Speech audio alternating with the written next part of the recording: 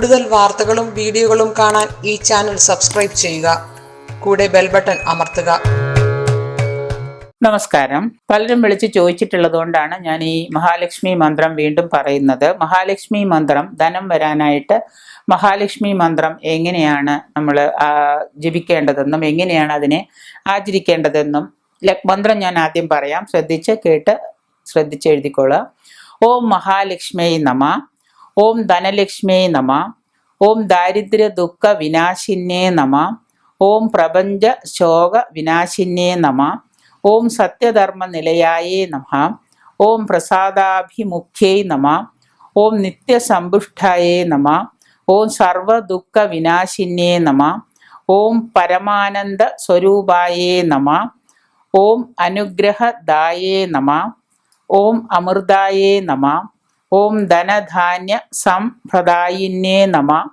ഓം പ്രസാദാഭിമുഖ നമ. ഓം സർവാഭീഷ്ട പരമപ്രദായിന്യേ നമ. ഓം ഭക്തപ്രിയായേ നമ.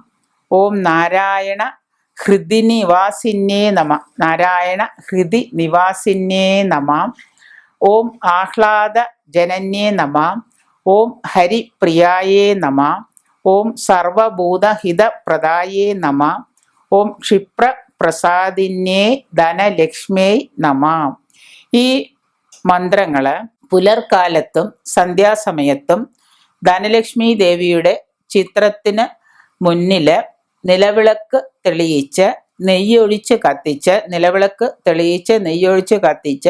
ചമ്രം പടിഞ്ഞിരുന്ന് പായയോ കമ്പിളിയോ മറ്റോ ഇട്ട് ചമ്രം പടിഞ്ഞിരുന്ന് കിഴക്കോട്ടോ വടക്കോട്ടോ തിരിഞ്ഞിരുന്ന് ഏകാഗ്രതയോടുകൂടി 21 തവണ നിത്യേന ജപിക്കുകയാണെങ്കിൽ നിങ്ങൾക്ക് ധനധാന്യ സമൃദ്ധി ഉണ്ടാകും എന്ന് മാത്രമല്ല സർവകാര്യ വിജയവും തീർച്ചയായിട്ടും സാധിക്കുന്നതാണ്.